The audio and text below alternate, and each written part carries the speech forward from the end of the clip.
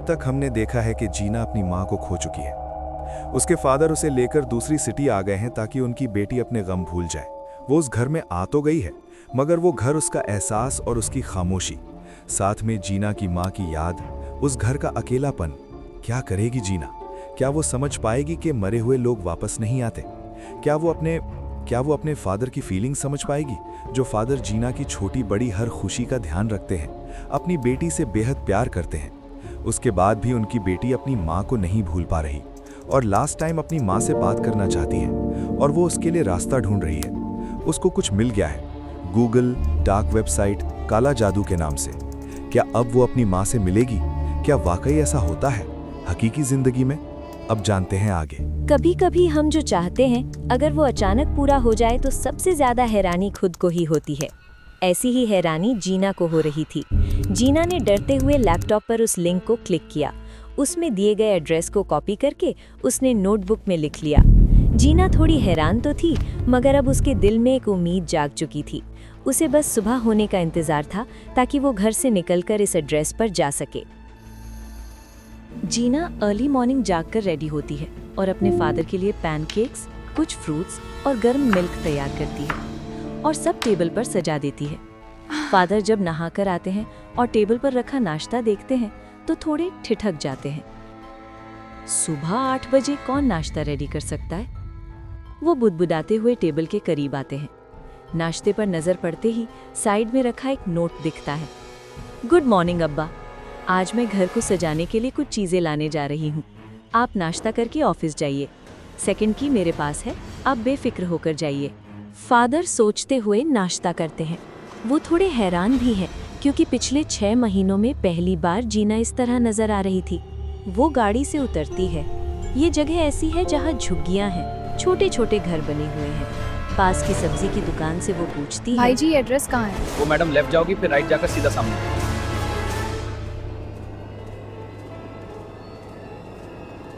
मैं देखती हूँ।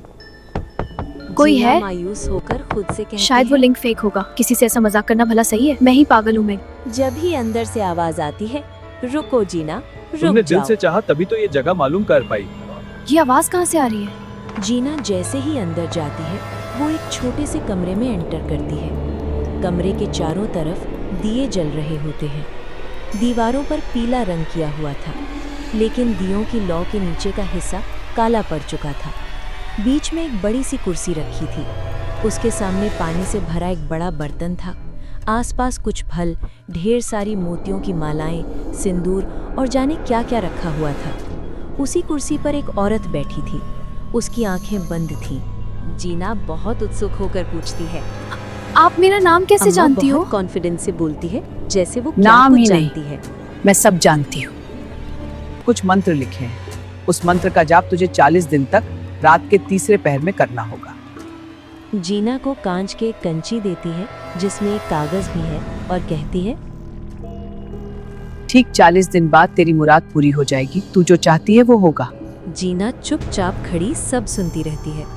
तभी वो औरत तेज हाँ, आवाज बस में इतना बोलती ध्यान रखना, ज्यादा की उम्मीद मत करना और अपने जज्बातों पर काबू रखना।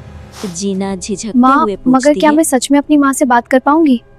बोला ना, जो तू चाहेगी वो होगा। बस अपने जज्बात काबू में रखना।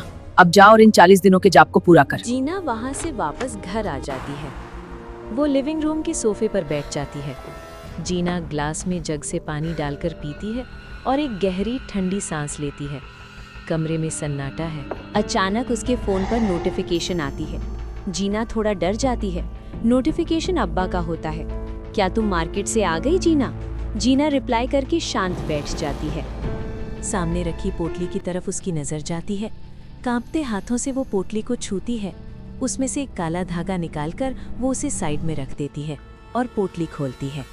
उसके चेहरे से पसीना टपकने लगा। ये तो सफेद कंचे हैं। कागज पर मंत्र लिखे होते हैं और नीचे कुछ लाइनें। ये उपाय अपनी मुराद को पूरा करने के लिए 40 दिन किया जाएगा।